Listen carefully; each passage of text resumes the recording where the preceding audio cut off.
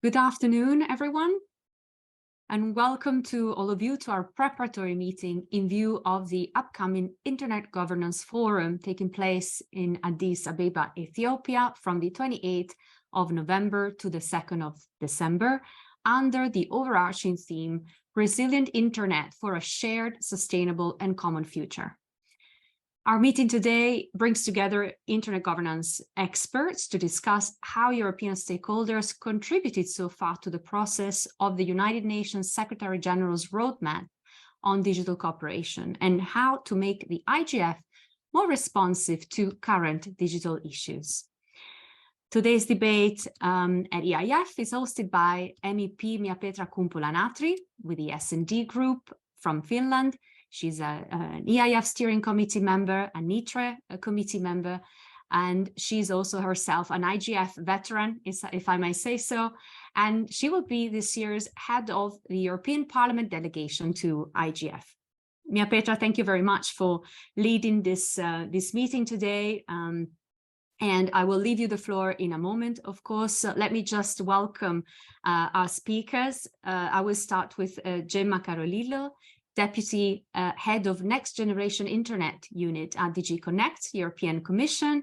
We're also joined by Sandra Hoferichter, Secretary General at Eurodig, with Adam Peake, member of the IGF Multi-Stakeholder Advisory Group, Elena Plexida, Vice President, Government and IGO's Engagement at ICANN, and last but not least, welcome to Lise Four, Director General at ETNO, and member of the IGF Leadership Panel. Thank you all very much for being with us today. And now, with no further ado, Mia-Petra, the floor is yours. Thank you so much, and I'm very, very happy having this opportunity to open this seminar to prepare also the delegation from the European Parliament, but then also other stakeholders and people in the EIF. Because it will be very interesting. First of all, having the physical possibility for more people to attend Ethiopia and then IGF after some years of online meetings, where as I see that it is the stakeholders that really create what the internet is like, and it's getting the more crucial for our everyday life, for businesses, but also for the individuals, for people, for women, for young. And I'm happy to tell you that our European Parliament program with the 10 MEPs traveling there, we will meet with the many stakeholders there and of course participate mostly on the parliamentary track, but then also there's some main sessions. As taking part to three, two physically and one online. I know that the competition in between the good seminar programs, the good workshops, it's huge. So you really have to guide where you want to go. But I'm happy also that we have a delegation of 10 MEPs with a different background knowledge. So maybe expertise of the group will also guide us where we can have a different greetings from the European Parliament. We know that the internet is like the users are, and then some technical remarks, and the European Parliament has been legislating something. And also we will have a separate meeting with the many African MEPs, which is very nice as the Global South is more in the agenda of the many business people, but then also many NGOs, and then also European Union and Parliament, namely has been vocal on bringing the values inside of the internet. So when I talk to the younger generation, and I already met the ones, the youth IGF, they maybe don't even remember the life which is separated from the online to real life.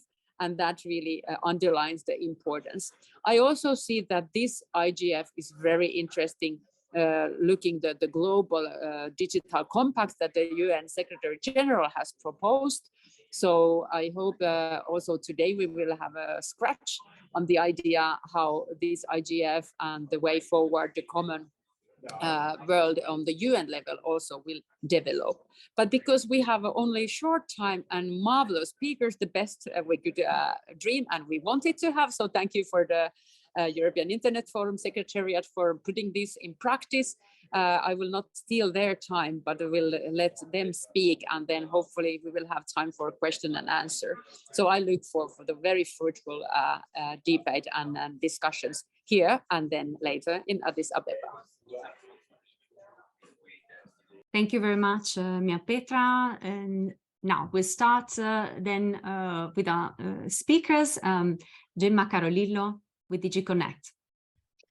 Thank you very much, Maria Rosa. Thank you, everybody, for joining this seminar, and the EIF for the invitation. So the Commission, just like the European Parliament, we are very keen to participate to this 17th Internet Governance Forum in Ethiopia.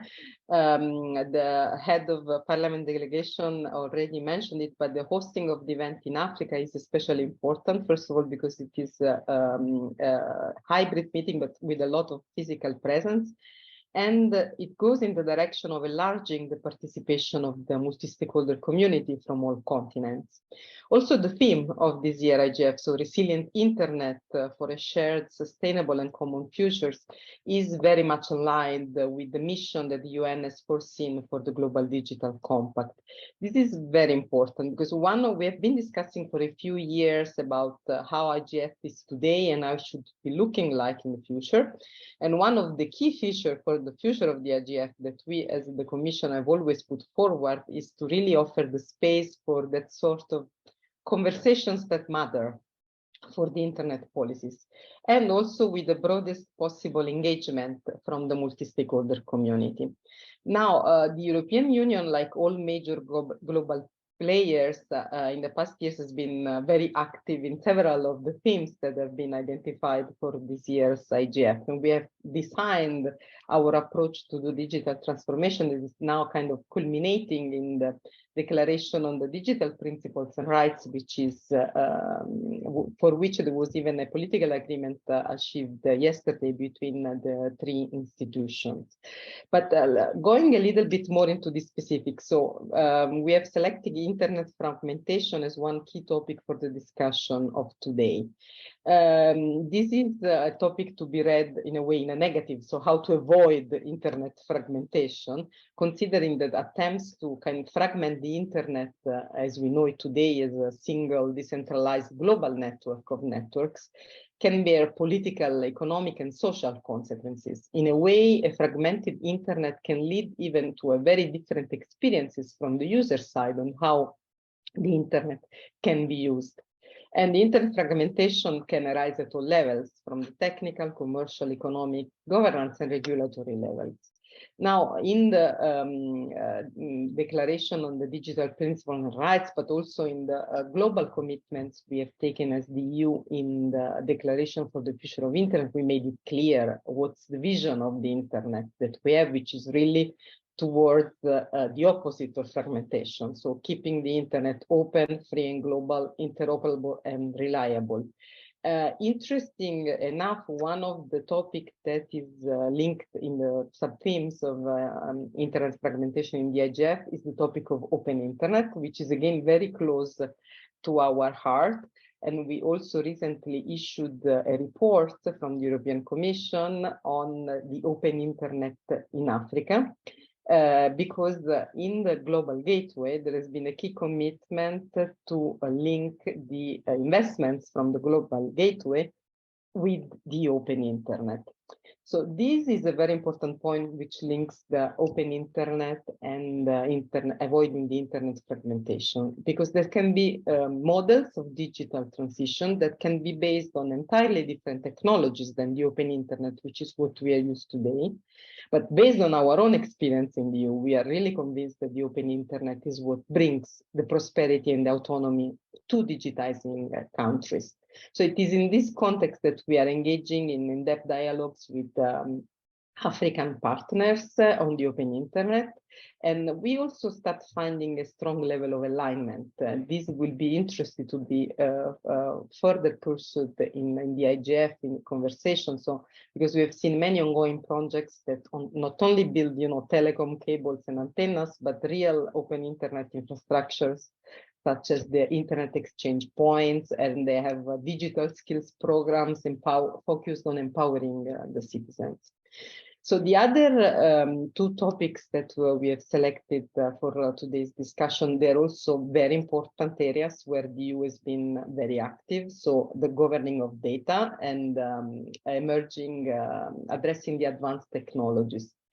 On the governing of data, protection of privacy, a lot has been said. So GDPR continues to be a cornerstone for personal data protection in the EU and also triggered the global debate on data protection, perhaps inspiring some of the other regulatory initiatives in other regions of the world. But at the same time, we have been active in the EU in devising a strategy to harness the potential of data as a key resource, and also to work to empower those who generate the data. In particular, also in one of the sessions organized by the European Commission, but this is, as I said, overarching theme for the IGF, we will present the Data Act, so one of the pillars of the European strategy, and explaining how, the goal of the proposal is to provide the finally clear legal framework for the companies and the consumers regarding who can use the data generated by Internet of Things devices. And this is a topic which brings together the governing the data and the emerging technology, the advanced technologies. Because usually when we refer to advanced technology, artificial intelligence is top of the list. This is the case also for the IGF. But of course, Internet of Things, smart devices, and also the use of data deriving from these devices is one very key advanced technologies. But as I said, artificial intelligence is top of the list. We will discuss in the IGF how the EU is kind of espousing this risk-based approach to artificial intelligence, where there is knowledge that most artificial intelligence systems pose zero or very little risk. Certain other systems create risks that really need to be addressed by regulation. So in this case, the proposal for the Artificial Intelligence Act is kind of breaking ground regulation and defines norms that we believe are human-centered to ensure that the approach to artificial intelligence is based on trust without hampering the innovation. I will just conclude to say that the fact that we go to IGF as Commission, like every year, together with the European Parliament and several EU stakeholders, is one of the strong signs of our support to the multi-stakeholder principles to what is a complex matter, the governance of the Internet. And as I said, for us, important steps have already been taken to reinforce IGF, including the creation of the IGF Leadership Panel, of which we have key representatives today with us. But the way forward is really to increase even more the IGF relevance in defining and shaping the issues for the future of the Internet. And this is done by really bringing the people who can confront and discuss and have open conversations about the key policy issues. So we are really trying to do that, to bring what we are doing to the multi-stakeholder community, to get feedback back, to discuss and to move forward possibly together. So thank you, Maria Rosa. I'll give back the floor to you. Thank you very much, Gemma, for this thorough overview you gave us. And now, Sandra Offerrichter. Sandra, the floor is yours. Thank you very much, and thank you for inviting me to this session. For me, it's always a pleasure as the coordinator of the European IGF to give you an introduction to the global IGF.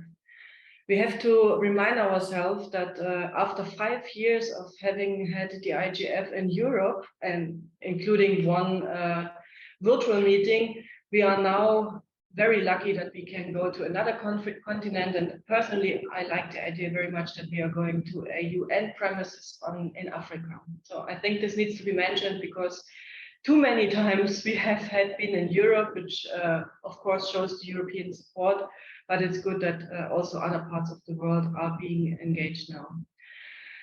During this year's IGF, we will hear a lot mentioning to the Global Digital Compact, which is part of a process that started in 2019 with the establishment of the high-level panel on digital cooperation. European stakeholders contributed to this process regularly on a very high level. I think this was also because the IGF took place in Europe for the past 5 years. At the occasion of the 25th anniversary of the United Nations, the Secretary General in September 2021 released his report, Our Common Agenda. The Common Agenda proposes a digital compact to be agreed at the Summit of the Future in September 2023. That timeline might have changed now. But it should be done through a technology track involving all stakeholders like governments, the United Nations system, private sector, civil society, academia, and youth, of course. The establishment of the leadership of the IGF leadership panel, which will be part of our session later today, as well as the nomination of a tech envoy, were also part of this overall process on digital cooperation. And if you would like to dive a little bit deeper into the history of this process and refresh yourself, I post a link in the chat so you can see a summary on the Eurodic website of all the processes, the steps that I have just mentioned. The Office of the Secretary General Envoy on Technology has opened a dedicated space with background information on the Global Digital Compact on UN.org. And there you will find a link to a survey, to a public survey, which is open on submitting inputs on the Global Digital Compact. This public platform was prolonged and it's expected to close now on March 2023, but it has prolonged already 2 times. We might have to wait if there will be another adjustment on the timeline. Furthermore, organizations and entities, and here this is important, including the national, regional, and of course also the global IGF, are invited by the tech envoy to hold sessions and meetings to prepare for their inputs to the United Nations. Accordingly, we at Eurodic also invite European stakeholders to contribute to the preparation of a submission on the Global Digital Compact, which takes into account the relevant discussion at recent Eurodics and across Europe. Eurodic, we are aiming for this process to be very open, to identify common ground in terms of principles and proposed relations, following the 7 thematic areas that are identified in our common agenda. And let me just mention those 7 areas. The first one is connect our people to the internet, including all schools. Second, avoid internet fragmentation. We just spoke about it. Protect data, apply human rights online, accountability for discrimination and misleading content, regulation of artificial intelligence, digital commons as global public good, and there is an 8-point other where submitters are invited to propose other areas. Consistent with the Tech Envoy's public surveys, our consultations are also along the specific aspects, which are core principles that our governments, companies, civil society organizations, and other stakeholders should adhere to, and key commitments, pledges or actions that should be taken by different stakeholders in order to realize the above mentioned principles. Stakeholders' responses to this European open consultation should be submitted on the Eurodic commenting platform, which provides a summary of all the relevant discussions. And I just copy-paste also the link to the commenting platform in the chat.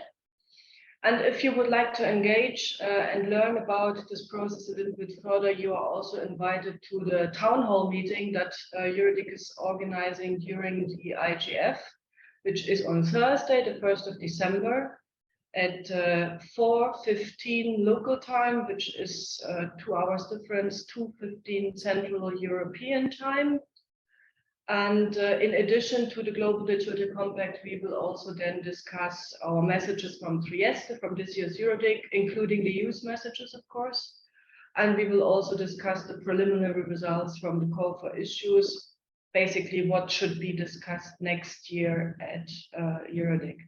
And if you are interested in those information, I posted the 3rd link in the chat. which is the link on the IGF website to this town hall meeting. I think it would be good if in particular parliamentarians are also participating in this session, because it will discuss a lot of the core issues that are going on in Europe, including the Global Digital Compact, where I think Europe should continue playing an important role. Thank you very much. Thank you very much, Sandra, for providing us with information and details about these ongoing initiatives in the EuroDig and IGF space. And thank you very much also from EIF for your help putting together today's preparatory meeting as coordinator of the organizing committee of EIF. Now, the floor goes to Adam Peake. Adam, to you. Thank you very much, Maria Rosa. Adam Peake, I'm here as a MAG member, a member of the Multi-Stakeholder Advisory Group. I was selected to provide linkages and connections to the technical stakeholder group. So yeah, building off what Sandra said and it's been said so far, as we're aware, the IGF has been evolving over the past few years. We're trying to create an IGF that is more outcome oriented and that can provide input to other bodies, to other fora where discussions take place. The IGF will never be a negotiating forum. It will remain a forum for dialogue amongst all stakeholders, but we are looking to create outcomes that can be useful. And that's important in the context of the Global Digital Compact that Sandra explained. What we've done this year is in building the schedule, which is now online, and I'll put some links at the end of when I've finished speaking. We've tried to build the schedule around 5 themes taken from the Global Digital Compact themes that Sandra went through. So instead of 8, we've narrowed it down to 8, and it's connecting all people, avoiding internet fragmentation, governing data, enabling security, cybersecurity, accountability, and addressing advanced technologies and AI. What we've done on that one in particular is workshops and other sessions will talk about all advanced technologies, but the main session is going to focus on AI, and I'll come back to that in a moment. We've also seen this formalization of new types of mechanisms that provide input to the IGF or guide the IGF. The leadership panel is one of these, supporting the MAG in various work throughout the year. It's just formed, and I'm sure we'll hear more from Lisa about that in a moment. And also the development of things called policy networks, which are, rather than the more typical bottom-up processes we're used to in the IGF, they're expert working groups where people come together and work on particular topics. There's one on connectivity at the moment, meaningful connectivity, and one on internet fragmentation. And the fragmentation one is interesting. We'll come back to that. So the idea is that we will design the main sessions, and hopefully the working group sessions and so on will all have at the back of their minds what can we develop, what outcome can we have that can inform the Global Digital Compact. As Sandra mentioned, there's a consultation process going on. We anticipate it will close around March of next year with a paper published probably in July. And that will go to, first of all, in September of 2023, a head of state meeting, which will discuss these issues. And the head of state meeting will prepare the Summit of the Future, Sandra mentioned, which has been flipped to 2024. So we have an evolving process where we're trying to talk about these issues of governance and policy around the internet, and the IGF will contribute to that. Let me come to the 2 examples I can give from the main sessions: avoiding internet fragmentation, and then policies and governance, good governance around AI. What we've decided as the MAG is to try and structure these sessions so that, for example, on internet fragmentation, the first question is, what does it mean? And so with the policy network of expertise and also the main session, what we're hoping is we'll get some framework which helps us decide, we can see the scope of internet fragmentation. And there are 2 interesting examples of this. One is to consider internet fragmentation as technical layer fragmentation, the type of thing that I think Elena from ICANN, my colleague from ICANN, I actually work for ICANN, but I'm here as a MAG member, will talk about technical fragmentation of the internet. What do we mean there? And then another way of looking at it is the user experience. What does fragmentation mean to a user? And this is different from the network of networks that is the internet. We're talking here about perhaps internet shutdowns or content control and so on. So some people will call that fragmentation. Technologists may not agree, but the point is to try and give the heads of state, when they're considering the Global Digital Compact, a framework that they can have their discussions around rather than starting from scratch. AI is somewhat similar. We're looking at the various frameworks, principles, norms that are developing around artificial intelligence. Can we, from the IGF, give a package of those, of good practice, of norms that are common, principles that are common, again, so that the heads of state in their discussions and further consultations can have a starting point. And so that's the idea. And these are the sorts of things that an IGF in its dialogue format can work on. I should also touch on the parliamentarian session. I think that's the main thing I've been asked to talk about today. So I'll be very quick about this. It's parliamentarians, as I think everybody remembers, parliamentarian track began in Berlin in 2019. This year, it's being very much led by a new group of African parliamentarians who've come together. I think there's about 40 or 50 of them so far. That's only scratching the surface of parliamentarians, but it's a growing network of parliamentarians interested in internet governance. And they've chosen the theme of cyber threats, national and international approaches to cyber threat, and they'll hold 4 sessions. 3 of these are closed, although I suggest looking at the website, and if you want to attend, ask if you can attend. You may not get speaking rights, but certainly I don't think they'll be closed. And then there's a round table where the parliamentarians will come together and discuss the role of parliamentarians in addressing cyber threats. And this is going to be important. I think we will see discussion of how cybercrime, cybersecurity is discussed in the UN system. I imagine that parliamentarians will be very interested in capacity building, capacity development, and also discussion probably about how multi-stakeholder processes and multi-stakeholder activities can be brought into these different UN and other processes. I think I should close there. I've taken up much too much time. Thank you very much. Thank you very much, Adam, for sharing this information with us as a MAG member. Now we'll learn more about internet fragmentation from ICANN with Elena Flexida. Thank you, Maria Rosa. Thank you all for being here today to listen to us. So yes, indeed, I was asked to elaborate a bit on one of the themes of the IGF, internet fragmentation, from the perspective of one of the technical organizations that help maintain the internet. So as you are well aware, what ICANN does, together with RIPE, IGF, and others, we coordinate the so-called internet's unique identifiers, so the names, the IP addresses, and the protocols. Essentially, we provide interoperability. So as long as different networks and devices connected on them use the same set of identifiers, the DNS, the IP addresses, the protocols, as I said, as long as we have the same set of identifiers, we have one internet. A fragmented internet will go against everything ICANN stands for, everything ICANN was created to do. But as Adam said, what is internet fragmentation? Internet fragmentation is when you don't have interoperability between different networks anymore. So the networks do not use the same language to speak to each other. Internet fragmentation is when the internet breaks at technical level. The rest is not internet fragmentation from our perspective as such. So limitations as to the content a user can access, user experience fragmentation, as Adam mentioned it before, is not internet fragmentation for us.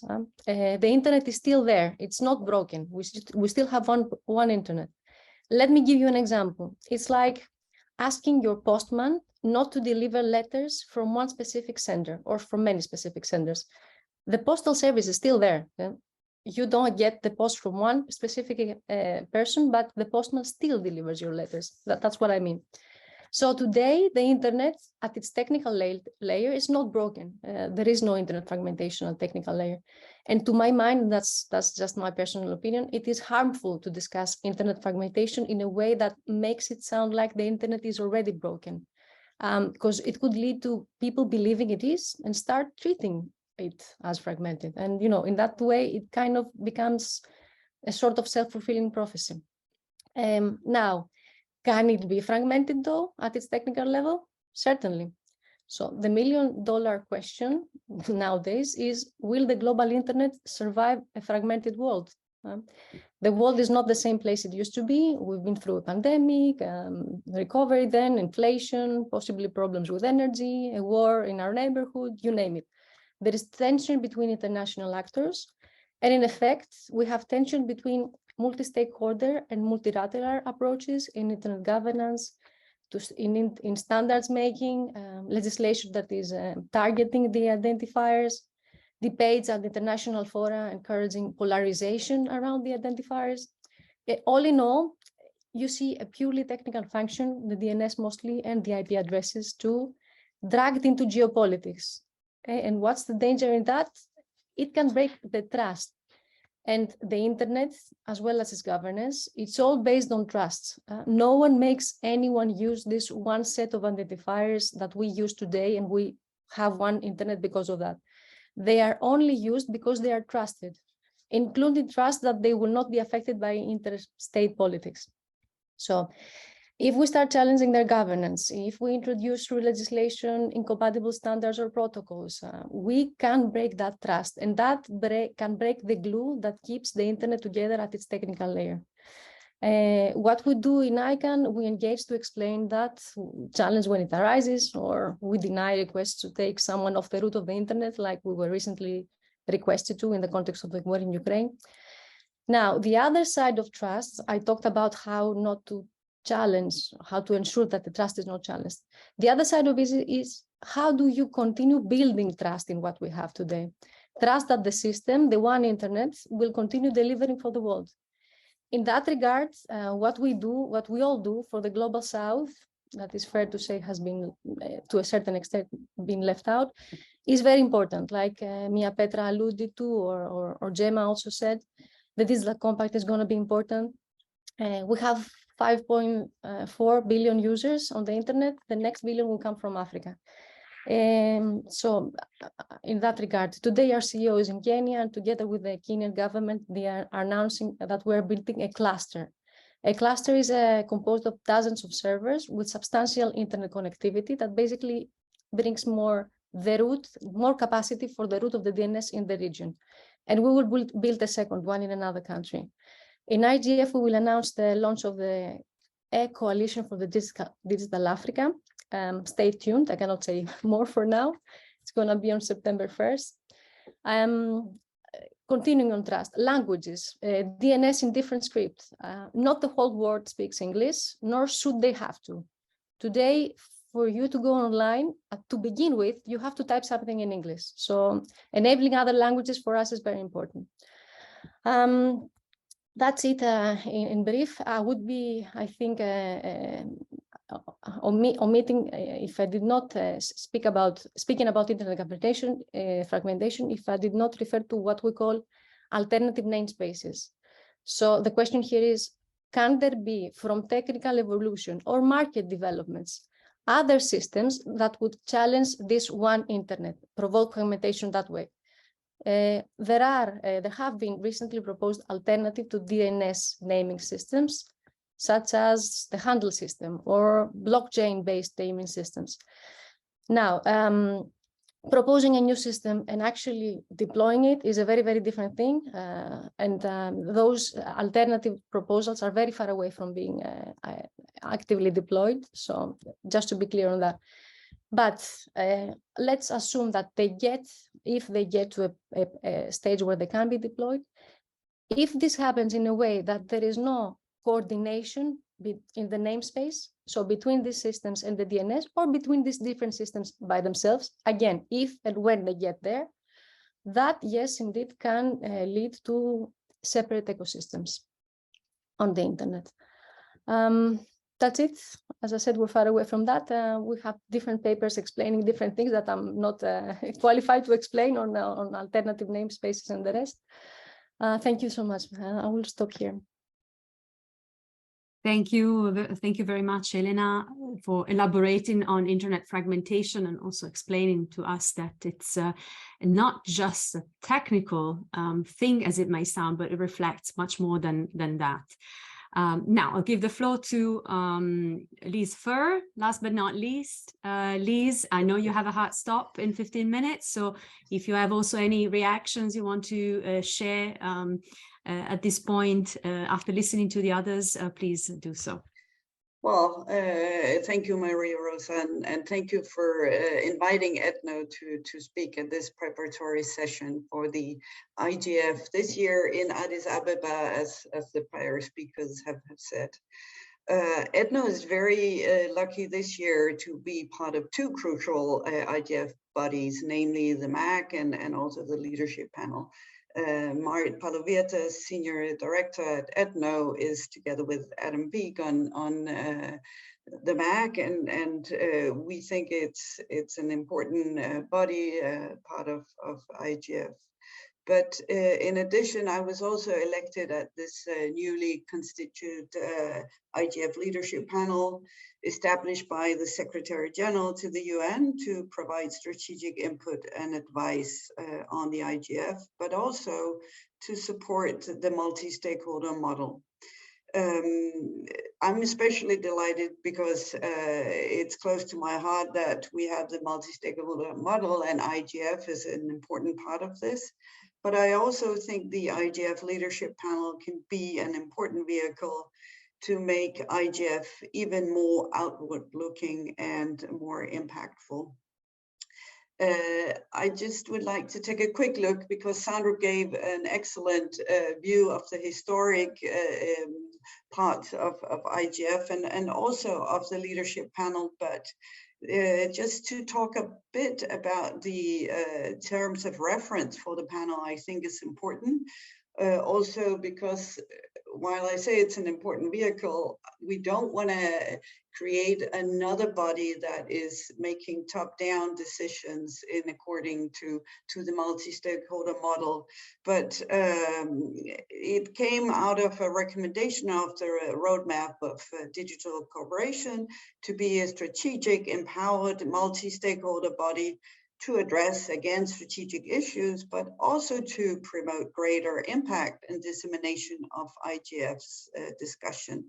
So the mandate of this panel is to provide the strategic input, but also, which I think is important, to promote IGF, to support stakeholder engagement and fundraising efforts, and to exchange with other stakeholders and relevant bodies. And this is what we do here. And I think we should do much more of this as a leadership panel.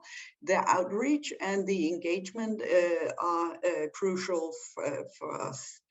The panel is a set of members who are serving a 2-year term, but it's not fully 2 years because we started in August and we have 2022 from August and then 2023. So it's going to be a bit less than 1.5 years. But we have people from governments, private sector, civil society, the technical community, and also a number of ex-officio representatives. And as you might know, our chair is Vince Cerf, and the vice chair is Maria Reza, the Nobel Peace Prize laureate. And other members are ministers, including Caroline Edstadler, who is an Austrian minister from the EU, but also the Secretariat General's technology envoy. And if I am to look at what challenges I think we should address, and I would like input from both the panelists here, but also during IGF, is I think it's important that we make IGF more impactful, but also more inclusive. And when we talk inclusion, we usually talk only about getting third world countries or the global south included. But I also think we need to be broader as IGF. We need to engage other sectors and groups. And I think the panel could map what industrial sectors, which are depending more than ever on digital technologies, that are missing and not fully engaged in IGF. And I'm looking into banking, energy, manufacturing, transport, logistics. We are in, the participants in the IGF are often the old guard. I've seen all of you before, we know each other, we participate. And while I strongly support all what you're doing, I also think we should need more participation from parliamentarians, and I know the European Parliament have a good record of getting get going to the meetings, but we also need the national ones from the member states. We need more politicians to understand what this is about. So I would like us to also map a bit, should we have more from the private sector, more from the technical community, or the political ones. And also, I think it would be good to try and see what new creative approaches that could be found to ensure that IGF outputs are meaningful and impactful. And of course, this work will begin in Addis Ababa with a high-level program where we have a lot of closed meetings, but we also have an open meeting that I would like to highlight. And that's on the Wednesday, the 13th November, where there is a leadership panel roundtable with IGF stakeholders at 5:20 in the afternoon. Because to me, Addis Ababa is an important start event, but we also need to meet in between the meetings and do work and outreach there.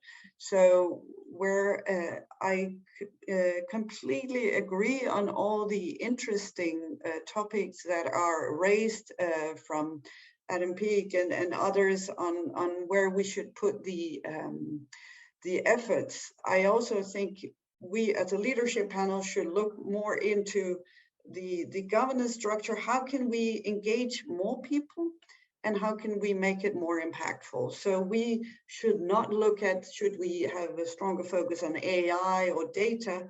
We should look at the structure as such, and we should listen, and we need to include more people and more industries.